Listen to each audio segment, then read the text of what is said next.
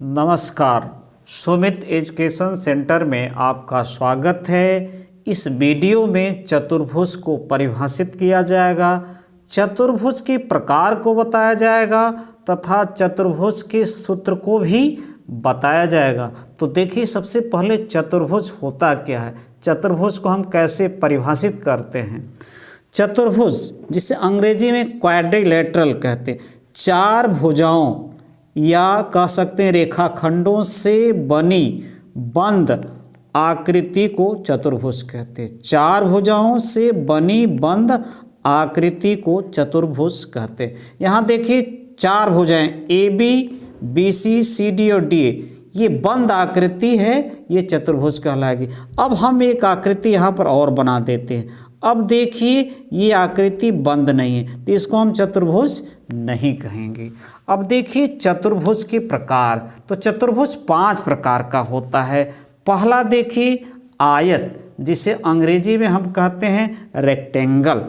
ऐसा चतुर्भुज जिसकी सम्मुख भुजाएं बराबर हों, ऐसा चतुर्भुज जिसकी सम्मुख भुजाएं बराबर हों और प्रत्येक कोण 90 डिग्री का हो, आयत कहलाता है। इस चित्र में आप देख सकते हैं, यह एक आयत है। ऐसा चतुर्भुज जिसकी सम्मुख भुजाएं बराबर, देखिए सम्मुख भुजा यह सम्मुख भुजा बराबर है, ये सम्मुख भुजा इसके बराबर है और प्रत्येक कोण क्या है, 90 डिग्री का, प्रत्येक कोण 90 डिग्री का है। इस प्रकार की जो आकृति होगी, चतुर्भुज होगा, उसे हम आयत कहते हैं। यदि इसका क्षेत्रफल निकालना चाहेंगे तो क्षेत्रफल, ये लंबाई और इसको चौड़ाई मान लेंगे तो लंबाई गुणे चौड़ाई हो जाएगा। तो आयत का क्षेत्रफल क्या होगा, लंबाई गुणे चौड़ाई।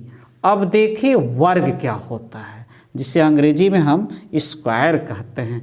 ऐसा चतुर्भुज जिसकी चारों भुजाएं बराबर हों, ऐसा चतुर्भुज जिसकी चारों भुजाएं बराबर हों तथा प्रत्येक कोण 90 डिग्री का हो, वर्ग कहलाता है। ऐसा चतुर्भुज जिसकी चारों भुजाएं क्या हों, बराबर हों तथा प्रत्येक कोण 90 डिग्री का हो। तो ये आकृति देख रहे हैं जो चतुर्भुज की है, ये क्या है, वर्ग है, स्क्वायर है।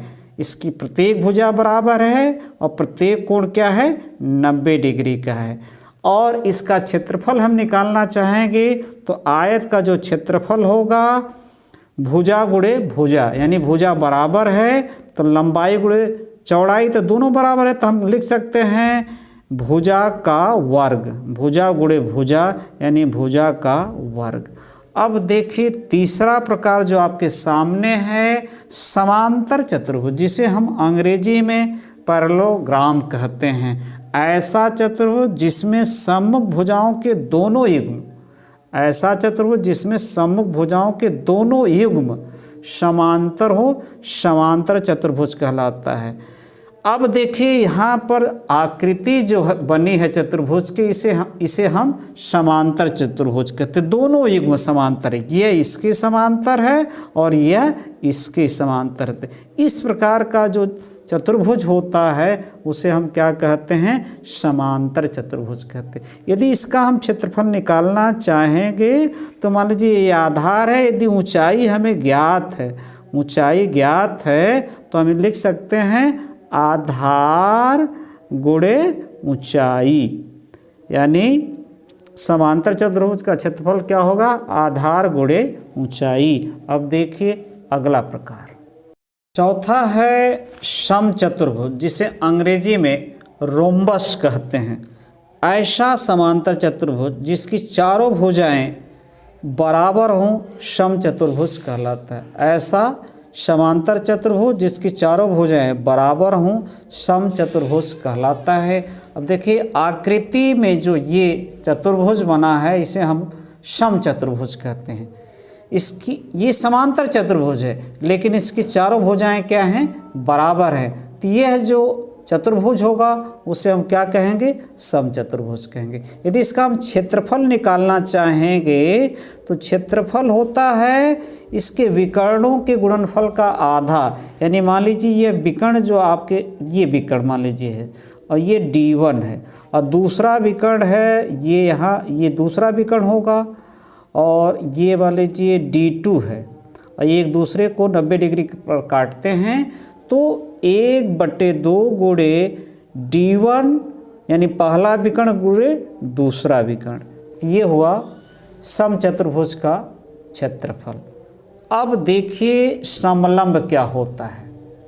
समलंब ट्रेपेजियम, ऐसा समचतुर्भुज जिसमें सम्मुख भुजाओं का एक युग्म समांतर हो, ऐसा चतुर्भुज जिसमें सम्मुख भुजाओं का एक युग्म समांतर हो समलंब चतुर्भुज कहलाता है। ये जो आकृति बनी है चतुर्भुज की, यह समलंब है।